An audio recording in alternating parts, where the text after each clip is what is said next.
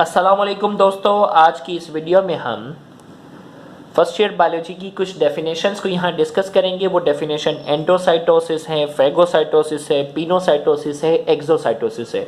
तो ये क्या क्या डेफिनेशंस है, क्योंकि पेपर में सवाल आता है डिफाइन द फॉलोइंग, तो इसमें कोई भी एक डेफिनेशन लिखी हुई आ जाती है और कहा जाता है कि आपको उसको लिखना है। तो आज हम उन डेफिनेशंस को इस वीडियो में समझने जाएंगे, लेकिन इस लेक्चर को शुरू करने से पहले आपको बताते चले कि ये लेक्चर डॉक्टर लियसगढ़ की तरफ से डिलीवर किया जा रहा है और ये हमारे यूट्यूब चैनल सिन बोर्ड टीचिंग पर अपलोड किया गया है। अगर आपने अब तक हमारे इस चैनल को सब्सक्राइब नहीं किया तो काइंडली आज ही आप हमारे इस चैनल को सब्सक्राइब करें और साथ ही साथ बेल आइकन को लाजमी क्लिक करें ताकि हमारी अपलोड करदा तमाम वीडियोस की नोटिफिकेशन आपको रिसीव हो सके।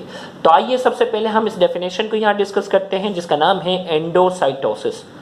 The process in which particles are entered. The process in which particles are entered inside the cell by membrane infolding in the form of vacuole is known as endocytosis.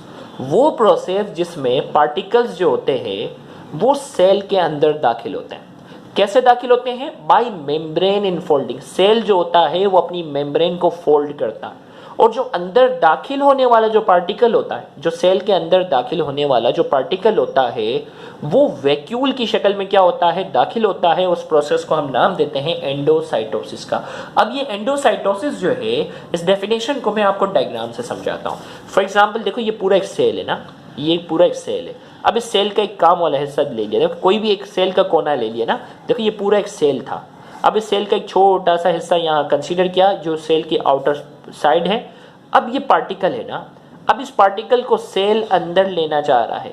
अब जो छोटे particles होते हैं वो तो diffusion के जरिए, active transport के जरिए वो तो सेल के अंदर दाखिल हो जाते हैं, लेकिन वो पार्टिकल्स जो साइज के एतबार से थोड़ी से लार्ज होते हैं तो वो डिफ्यूजन, एक्टिव ट्रांसपोर्ट इनके जरिए तो दाखिल नहीं हो सकते।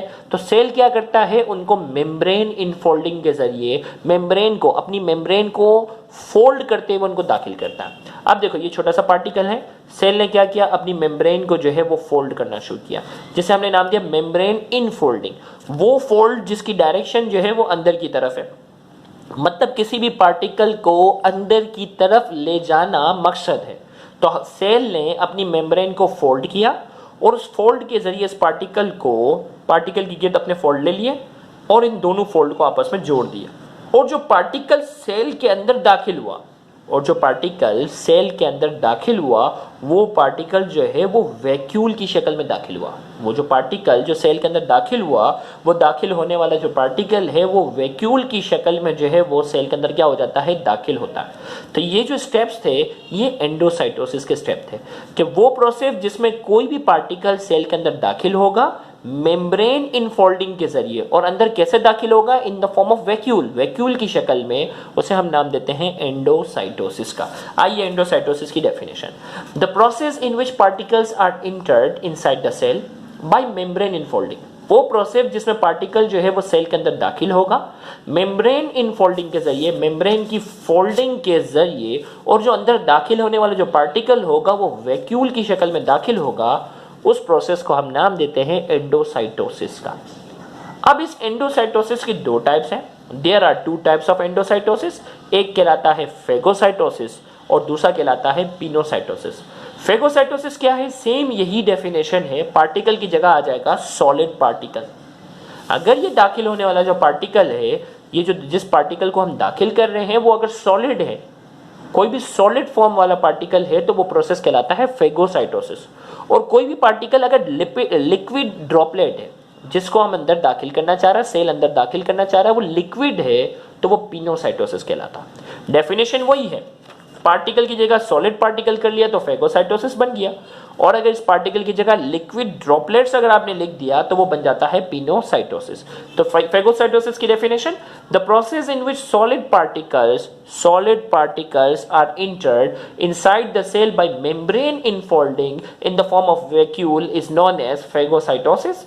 It is also known as cell eating process. Phago का मतलब ये होता है खाना, साइटोसिस का मतलब सेल। तो हमने कहा वो प्रोसेस जिसमें सॉलिड पार्टिकल जो होंगे, यही पार्टिकल जो है अगर सॉलिड है, मेम्ब्रेन इनफोल्डिंग के जरिए अगर दाखिल हो गया है, तो उसे हम फेगोसाइटोसिस कहते हैं, और इस फेगोसाइटोसिस को हम सेल ईटिंग प्रोसेस भी कहते हैं।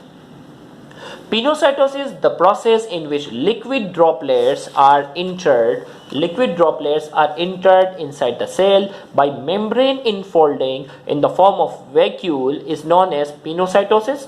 It is also known as cell drinking process.